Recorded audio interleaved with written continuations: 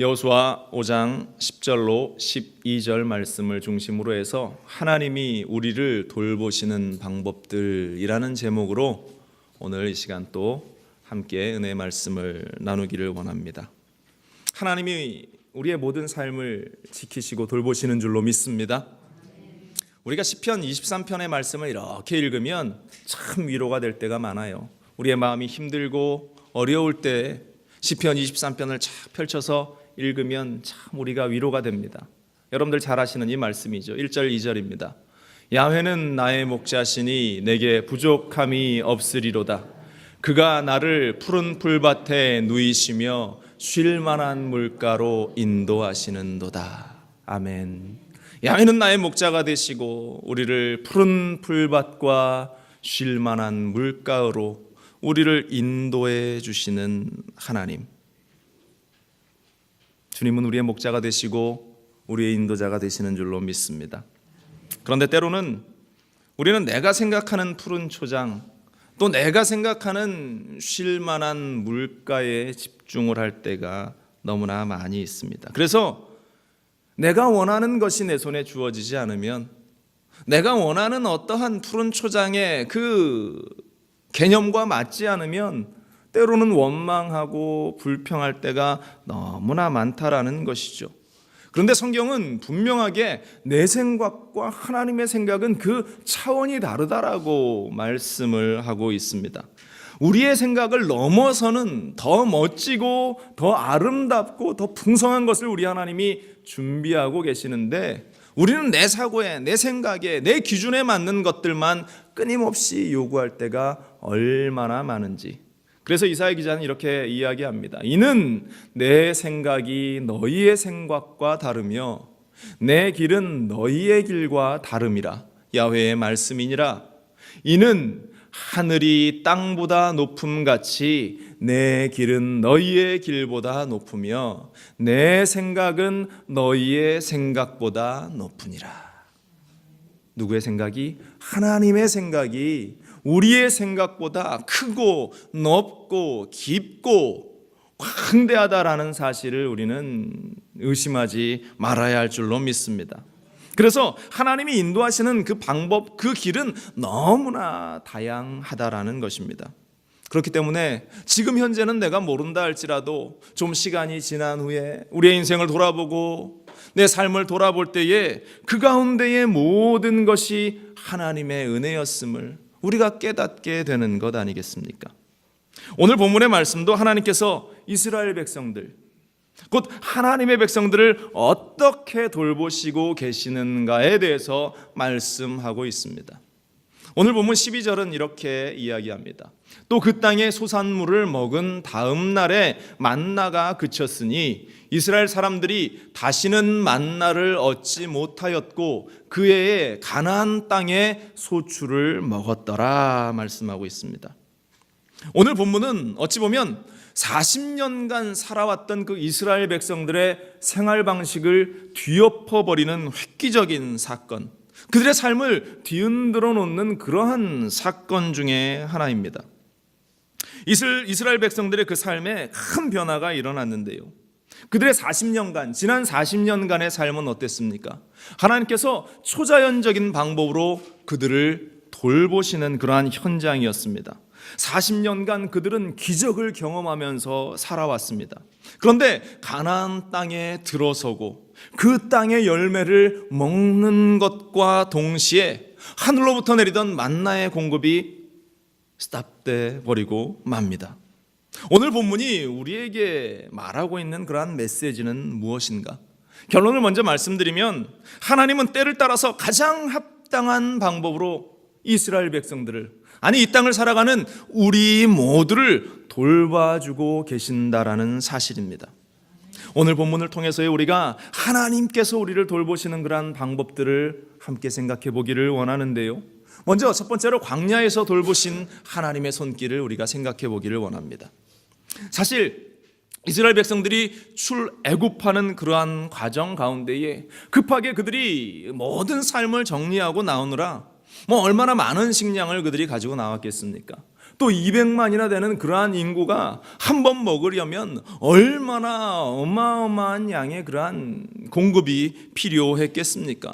그들이 애굽에서 탈출할 때에 가지고 나온 그러한 식량, 그들이 먹었던 그러한 모든 것들도 한 두어 달 지나면서 서서히 바닥이 나기 시작했고, 그러면서 그들 가운데 막 원망이 터져 나오기 시작합니다. 왜 우리를 이 광야로 몰고 나와서 이제 우리가 굶어 죽게 생겼다, 목말라 죽게 생겼다, 우리는 이제 끝장났다. 그들은 그렇게 원망하기 시작합니다.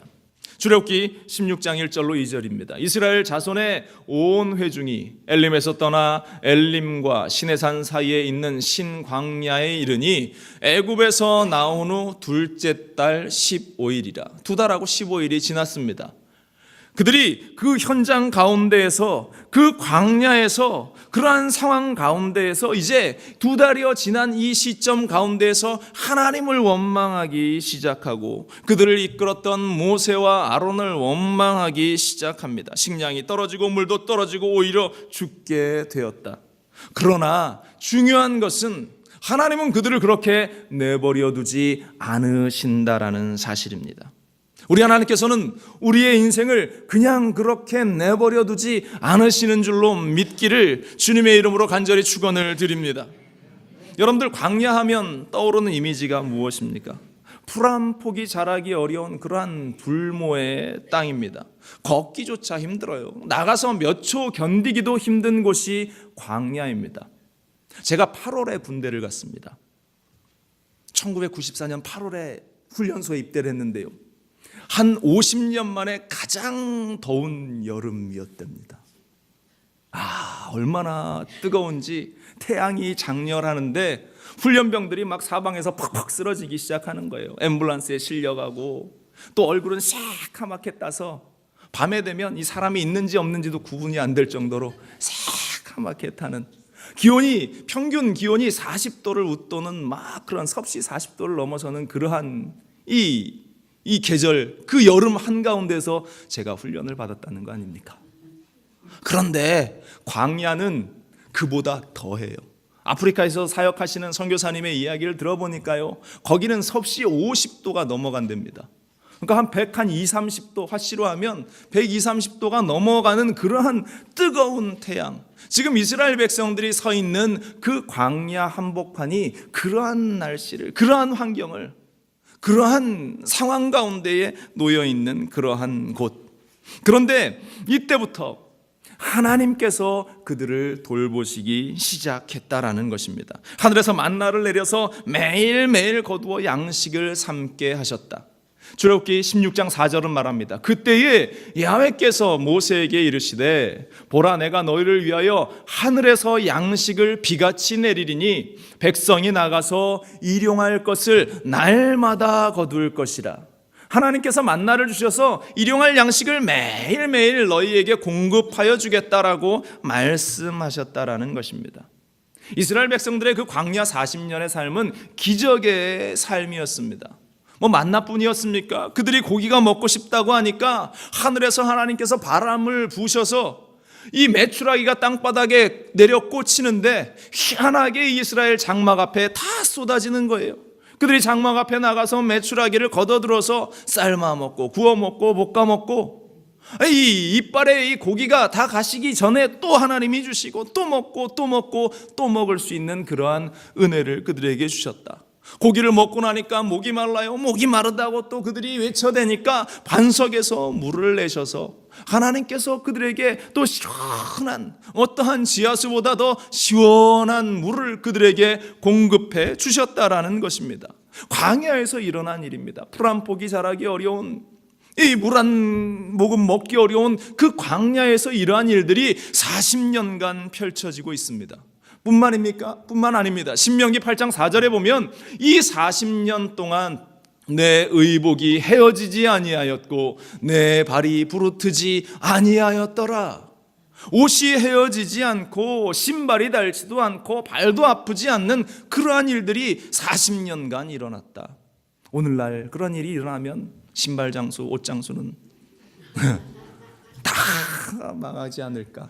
아무튼 그러한 일들이 그들 가운데에 일어나서 이 엄청난 하나님의 돌보심이 이 광야 40년 동안 그들 가운데에 이루어지고 있었다. 비록 그들이 원망하고 불평한 가운데의 광야의 삶을 그들이 살아가게 됐지만 하나님께서는 자신의 어떠한 계획을 꺾지 않으시고 아브라함을 택해서 이스라엘 백성들을 이 하나님이 이루시기 원하시는 계획의 한가운데에 붙잡아 놓으신 그 민족들, 그 계획을 이루어 가시기 위해서 그 광야의 삶 가운데에 하나님께서 이스라엘을 먹이시고 입히시고 목이 마를 때 물을 주시고 의복이 헤어지지 아니하고 하나님께서 그들을 그렇게 기적적인 삶으로 돌보아 주셨다라는 것입니다. 우리 하나님께서는 필요하시다면 초자연적인 그러한 방법을 동원하셔서 하나님의 백성들을 돌보아 주시는 줄로 믿습니다. 성경은 그러한 사건들로 가득 채워져 있습니다. 그를 보면서 우리로 하여금 힘을 얻게 하십니다. 엘리야가 아합왕의 박해를 피해서 그가 로뎀 나무 아래 숨어 있을 때에 하나님께서 그 까마귀에게 음식을 물어다가 이 엘리야에게 먹여 주셨습니다. 뿐만 아닙니다. 사르밧 과부가 이 엘리야에게 마지막 남은 그 한 줌의 그 가루를 가지고 떡을 만들어 베풀어 주었더니 그 가뭄의 때에 이 사르밧 과부의 집에 기름이 떨어지지 아니하고 가루가 떨어지지 않도록 하나님께서 채워주시는 은혜를 쏟아부어 주셨다.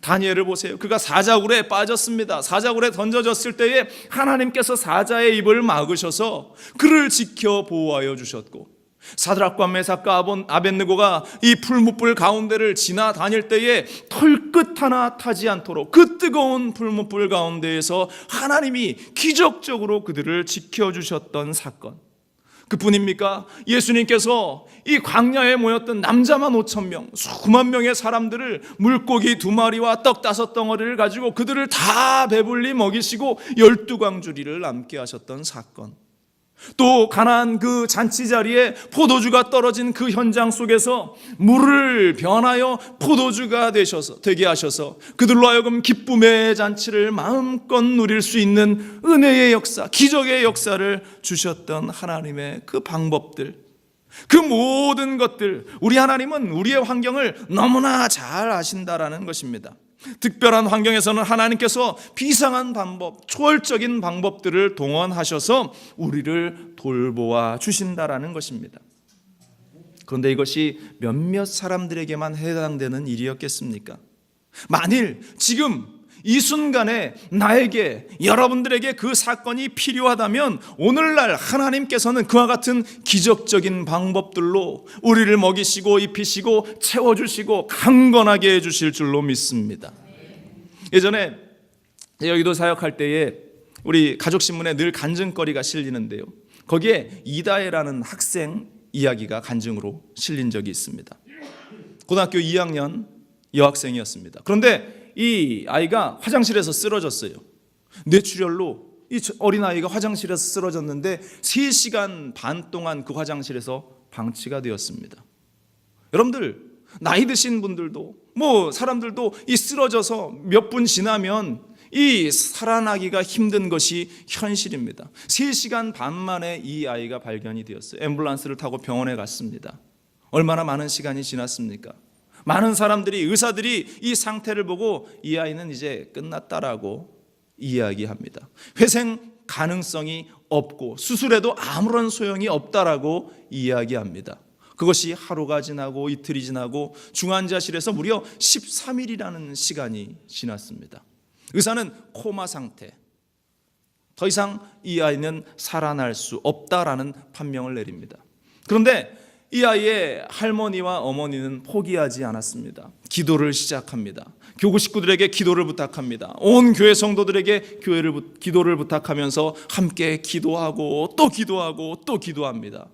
매일 중환자실에 가서 손을 잡고 기도하지만 아이는 회생할 기력이 없습니다. 그런데 13일째 되던 날 이제 이영훈 목사님이 신방을 가셨어요. 이 이야기를 듣고 신방을 가셔서 그 아이에게 손을 얹고 기도를 하는데 갑자기 이 아이의 오른손이 번쩍 이렇게 들리는 거예요. 주위에 있던 사람들이 깜짝 놀랐습니다. 그런데 옆에 있던 의사가 이렇게 이야기합니다. 간혹 중환자들 가운데, 코마 상태인 사람들 가운데 이 반사신경으로 이렇게 손이 픽 이렇게 올라가는 경우가 가끔씩 있습니다. 전혀 놀랄 일이 아닙니다. 이 아이는 깨어날 가능성이 없습니다. 그렇게 이야기를 했어요. 목사님 돌아오셨고 그래도 이 할머니와 어머니와 가족들이 함께 열심히 기도했어요.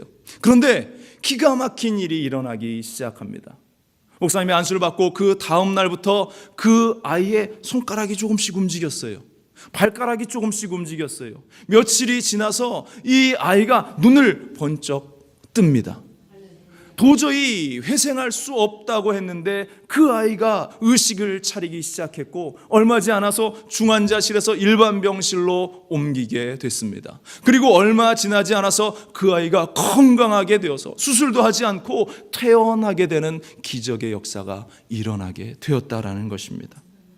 그러한 일들이 하나님께서 역사하시면 그러한 초자연적인 일들이 우리의 삶 속에도 일어나게 된다라는 사실을 우리는 잊지 말아야 할 줄로 믿습니다. 하나님의 기적의 역사는 지금 이 순간도 하나님이 원하시면 우리 가운데에 일어나게 될 줄로 믿습니다. 할 수 있거든이 무슨 말이냐? 믿는 자에게는 능치 못함이 없다. 주님께서 그렇게 말씀하셨어요. 광야 같은 우리의 삶에 기적적으로 돌보시는 그 하나님의 손길들을 우리는 잊지 말아야 할 줄로 믿습니다. 또한 두 번째로 우리는 가나안에서의 돌보심을 우리가 살펴봐야 할 것입니다. 중요한 것은요, 이 만나의 기적적인 방법만이 우리를 돌보시는 하나님의 방법은 아니라는 사실입니다. 가끔 우리는 착각합니다. 하나님께서 나를 돌보신다면 기적과 같이 무슨 일이 막 생겨나야 하나님이 나를 지켜보고 계시는 것 아닌가? 내 삶 가운데 뭔가 획기적인 기적이 일어나야 하나님이 나를 좀 사랑하고 계시는 것 아닌가? 이러한 착각을 할 때가 많이 있습니다. 여러분들, 광야의 기적이라고 하는 것은 만나로 먹이시고 메추라기로 먹이시고 반석에서 물이 나게 하시는 그러한 일들은 그 광야에서 절실하게 필요한 이스라엘 백성들을 위해서 공급하셨던 하나님의 방법들 가운데의 하나였다라는 사실, 여러분들 그 사실을 우리는 잊지 말아야 합니다. 오늘 보면 12절은 이렇게 이야기하죠. 그 땅의 소산물을 먹은 다음 날에 만나가 그쳤으니 이스라엘 사람들이 다시는 만나를 얻지 못하였고 그 해에 가나안 땅의 소출을 먹었더라. 가나안 땅의 소출을 먹은 다음 날 만나는 더 이상 그들 가운데에 주어지지 않았다. 메추라기는 더 이상 그들에게 주어지지 않았다. 반석에서 물이 나는 일은 더 이상 그들에게 없었다. 여러분들, 이러한 가나안의 삶을 여러분들은 어떻게 생각하십니까?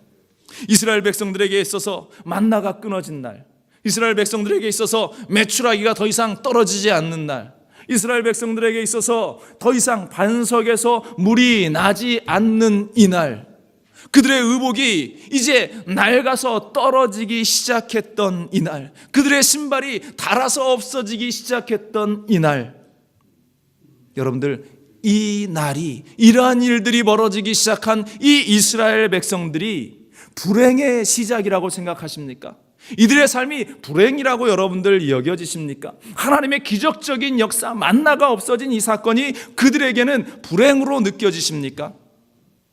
여러분들, 이스라엘 백성들이 가나안을 들어가기 위해서 그들이 얼마나 소원을 했습니까? 하나님께서 그들에게 젖과 꿀이 흐르는 가나안 땅이라고 말하면서 그들이 그곳을 들어가기 위해서 손꼽아 40년간을 그들이 광야를 헤매이면서도 우리는 가나안으로 들어갈 거야, 곧 가나안이 우리의 땅이 될 거야, 그들은 그렇게 소원했단 말입니다. 그런데 그러한 그들에게 이제 만나가 끊어졌다고 그들이 불행한 인생을 시작하게 된 것입니까? 메추라기가 없다고, 반석에서 물이 없다고 그들이 불행한 인생인가? 성경은 아니라고 이야기합니다. 이제 진짜의 축복이 그들 가운데에 펼쳐지기 시작했다라고 성경은 말씀하고 있는 것입니다. 광야와 달리 이 가나안 땅은 만나를 대신할 풍부한 곡식들로 가득한 땅이었어요. 젖과 꿀이 흐르는 땅. 그래서 더 이상 이 약속의 땅에서는 기적의 만나가 필요 없었습니다. 넘치는 그 물이 그들 가운데, 그들 곁에 있었기 때문에 더 이상 반석에서 물이 날 이유가 그들 가운데에 없었다라는 것입니다. 이제는 하나님께서 그들을 다른 방법으로 보호하기 시작하셨다라는, 그 사실에 우리는 우리의 시선을 맞춰야 할 줄로 믿습니다. 하나님이 천지를 창조하셨습니다. 아멘? 우리는 그러한 사실을 의심치 않습니다.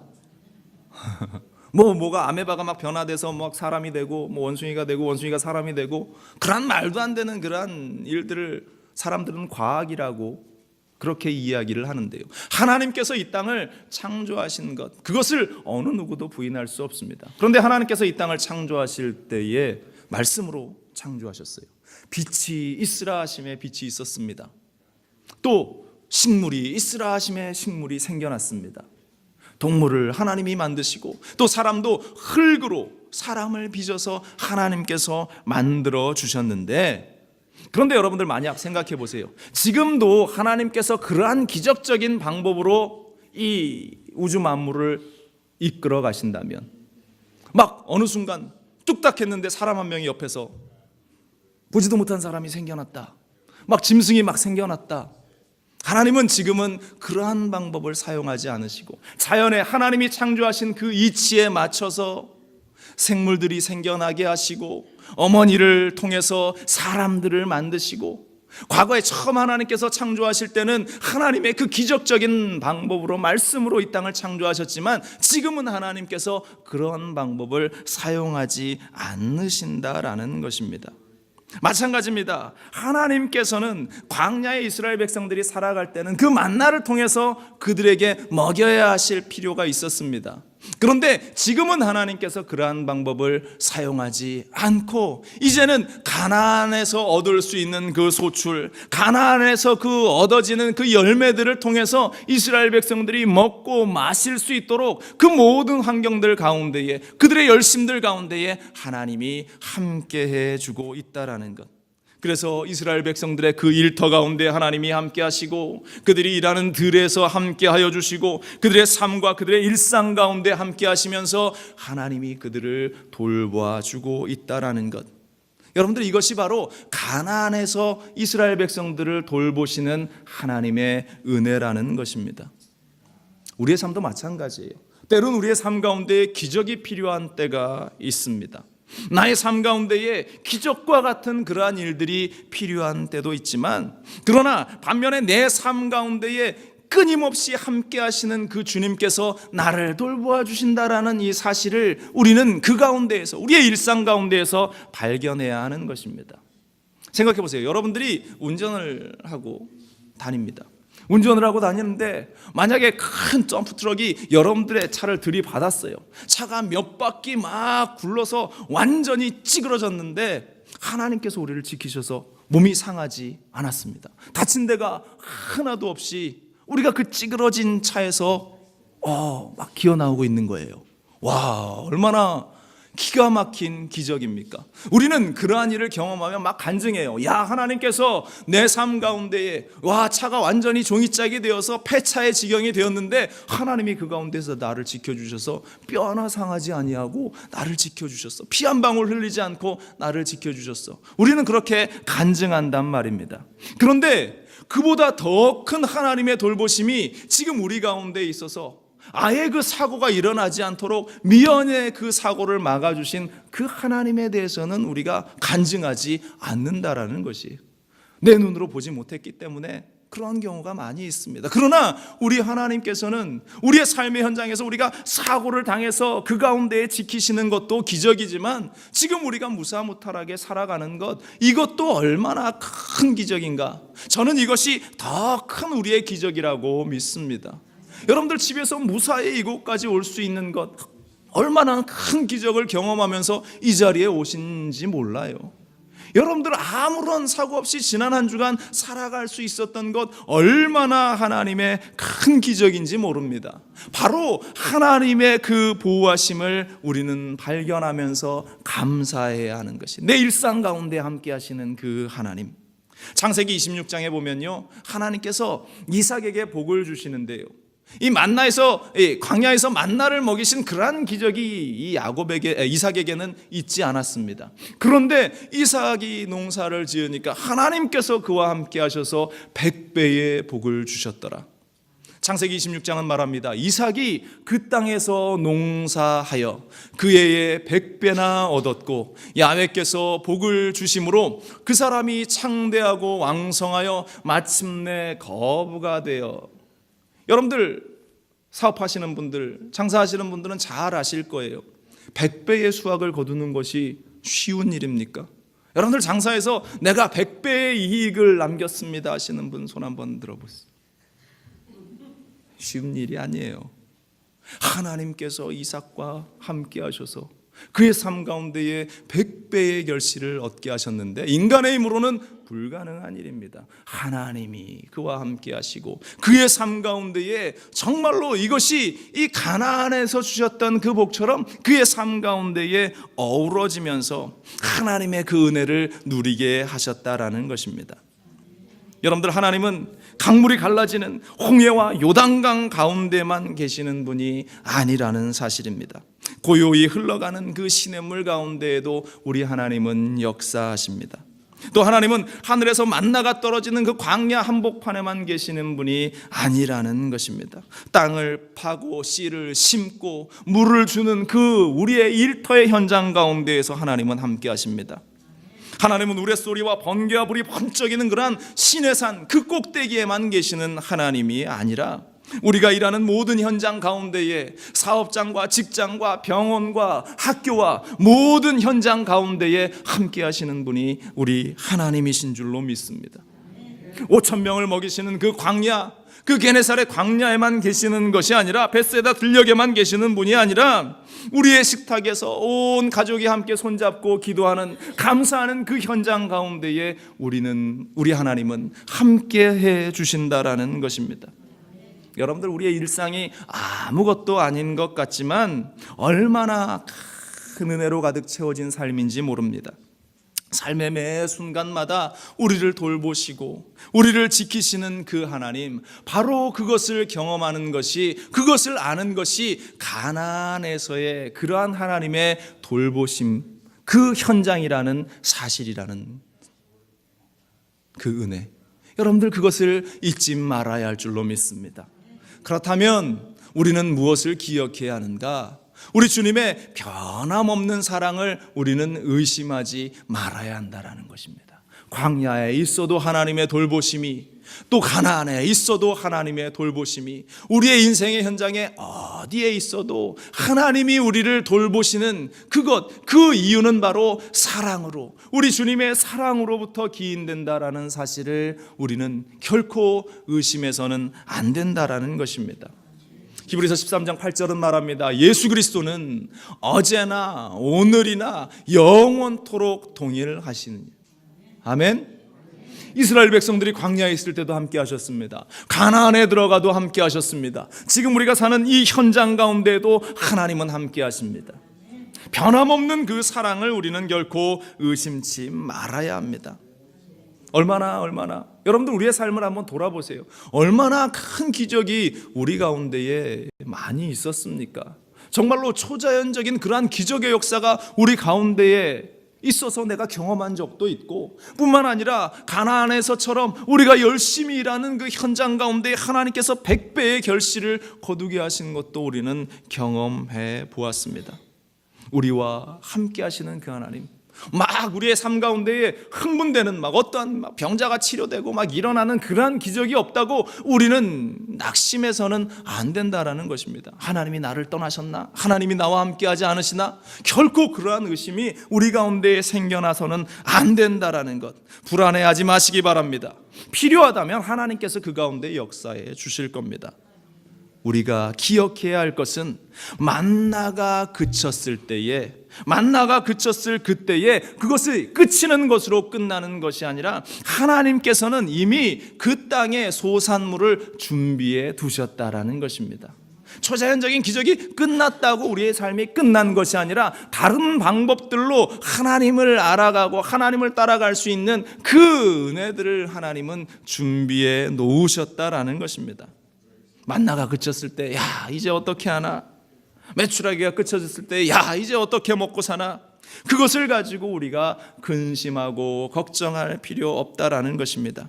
우리 하나님은 우리가 그 하나님을 경험할 수 있는 더 좋은 것들을 이미 준비해 놓고 계시다라는 것. 분명한 것은 만나가 그치던 그날 하나님께서는 그 가나안 땅에 정말로 좋은 소산물들을 준비해서 그들로 하여금 먹게 해 주셨다라는 것. 바로 이것이 변함없는 하나님의 사랑인 것입니다. 만나가 그치던 날 하나님께서 그 백성을 위해 준비해 놓으신 그 귀한 열매들을 우리가 먹을 수 있기를 소망하는 저와 여러분들 되시기를 간절히 축원을 드립니다. 그래서 요한 3서 2절은 말합니다. 사랑하는 자여 내 영혼이 잘된 같이 내가 범사에 잘되고 강건하기를 내가 간구하노라. 우리 아버지 하나님의 마음이에요. 영혼이 잘되고 범사가 잘되고 강건하게 되는 놀라운 은혜를 이 땅을 살아가는 우리들이 마음껏 누리다가 주님이 우리를 부르실 때에 기쁘게 감사로 천국으로 올라가는 것, 바로 이것이 하나님이 우리에게 원하시는 삶이라는 사실, 이 말씀을 붙잡고 우리는 기도해야 할 줄로 믿습니다. 미국 오렌지힐 장로교회 행정목사이신 조현철 목사님이라는 이러한 분이 있습니다. 뇌성마비 환자입니다. 1살 때 태어나자마자 뇌성마비 판정을 받습니다. 뇌성마비가 어떤 병이에요? 몸이 막 비틀어지면서 그 자신이 서 있을 수조차 없고 이 말을 한마디 하기 위해서 온 얼굴과 온 몸이 그 고통을 당해야만 하는, 몸이 비틀어지는 그러한 고통 속에서 살아야 하는 그러한 인생. 이 목사님이 중학교 때 예수님을 만나게 됩니다. 중학교 때 예수님을 만나면서 주님께서 그 마음 가운데에 새 소망을 주셨습니다. 고린도서 1장 27절 말씀이 그의 마음 가운데 박혔는데요, 약한 자를 들어 강한 자를 부끄럽게 하신다라는 그 하나님의 말씀. 내가 장애인이지만 뇌성마비 환자여서 말 한마디 하기조차 힘들지만 하나님께서 나를 사용하실 거야 하는 그러한 소망이 이 중학생 아이의 마음 가운데에 들어갑니다. 그러면서 내가 목사가 될 거야, 내가 목사가 될 거야 라는 소망을 가지면서 매일매일 기도합니다. 그러면서 얼마나 기도했겠어요. 하나님이 기적적인 방법으로 나를 치료하실 거야, 하나님이 기적적인 방법으로 나를 정상인처럼 만들어 주실 거야 하면서 얼마나 많은 기도를 했겠습니까? 그런데 이 조현철 목사님의 삶에는 그러한 기적이 일어나지 않았습니다. 여전히 뇌성마비 환자로 하루하루를 살아갑니다. 그럼에도 그는 끊임없이 기도합니다. 사람들은 그에게 이런 이야기를 합니다. 야, 네 몸도 가누지 못하면서 네가 무슨 목사가 한다고, 네가 말 한마디 떼기 위해서 그렇게 힘든 과정 속에서 또 네가 말하는 것을 도저히 알아들을 수조차 없는 그 어눌한 그 언변 말을 가지고 어떻게 네가 목사를 할 수 있겠느냐. 그의 부모들도 그를 그렇게 말렸다고 합니다. 그런데 그는 그 꿈을 포기하지 않습니다. 하나님께서 자신의 약함을 들어서 강한 자를 부끄럽게 하실 것이다라는 그 소망, 그 하나님의 말씀을 붙들고 기도하면서 미국으로 유학을 가야 되겠다. 그가 그렇게 소망을 품습니다. 사람들이 또 비웃습니다. 야, 장애인이 무슨 유학을 갈 수 있어? 어떻게 너 혼자 유학을 갈 수 있어? 그런데 자기의 방에 미국 지도를 탁 붙여놓고요, 밤마다 그가 지도에 손을 대면서 하나님께 기도했대요. 하나님, 미국 유학을 보내주세요. 주의 종이 되기 위해서 저를 그곳으로 보내주세요.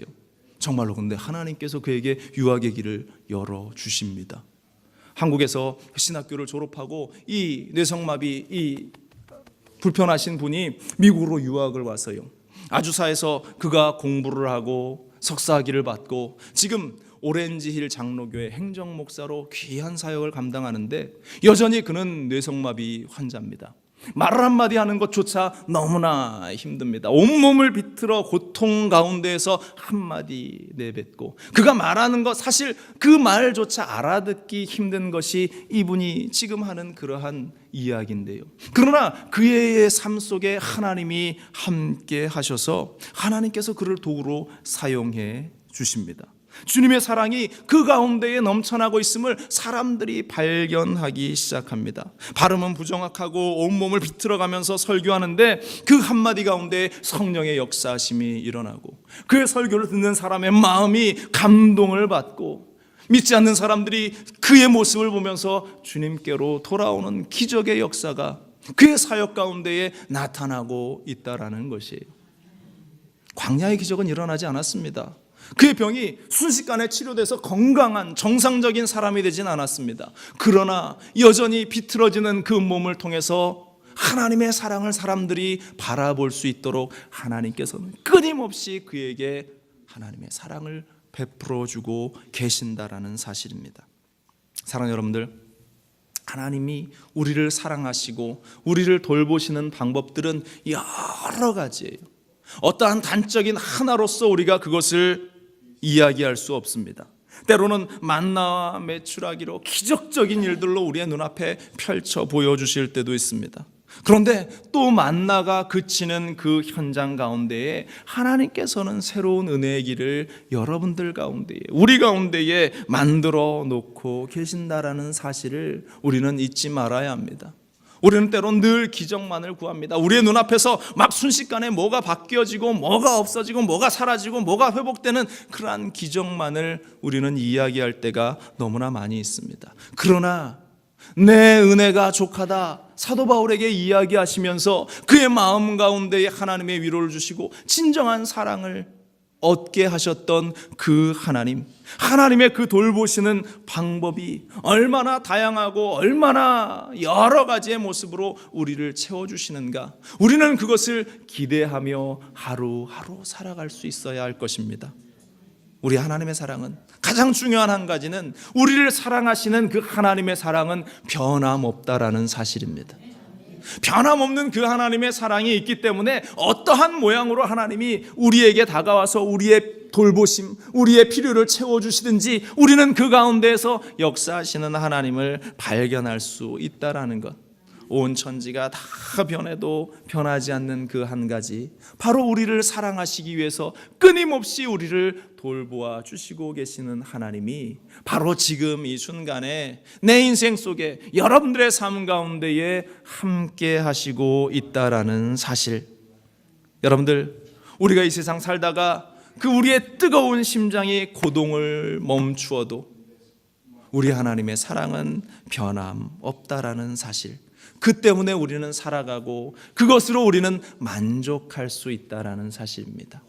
사도 바울은 고백합니다. 그러나 이 모든 일에 우리를 사랑하시는 이로 말미암아 우리가 넉넉히 이기느니라. 내가 확신하노니 사망이나 생명이나 천사들이나 권세자들이나 현재일이나 장래일이나 능력이나 높음이나 깊음이나 다른 어떠한 피조물이라도 우리 주 예수 그리스도 안에 있는 하나님의 사랑 안에서 끊을 수 없으리라. 어떠한 모습으로, 어떠한 환경으로, 어떠한 상황 가운데에 우리 가운데에 함께 하시는 그 하나님, 여러분들 만나가 그쳤다고 결코 낙심하거나 좌절하지 마시기 바랍니다. 가나안의 소출을 우리는 먹게 될 것입니다. 이 모든 것을 이미 하나님께서 준비하고 계십니다. 그 변함없는 사랑으로 우리를 돌보시는 그 하나님 때문에 염려하거나 근심하지 말기를 간절히 축원을 드립니다. 감사할 수 있는 우리가 되기를 주님의 이름으로 간절히 축원을 드리고, 눈에 보이는 큰 기적이 없어도 내 삶 가운데에 나타나시는 주님을 바라보며 그 기적으로 우리가 마음의 위로를 얻고 새 소망을 얻고 이 세상을 달려나가는 우리 모두가 될 수 있기를 주님의 이름으로 간절히 축원을 드립니다. 우리 주님께서 우리와 함께 하시고 우리를 돌보아 주시는 줄로 믿습니다. 기도하겠습니다.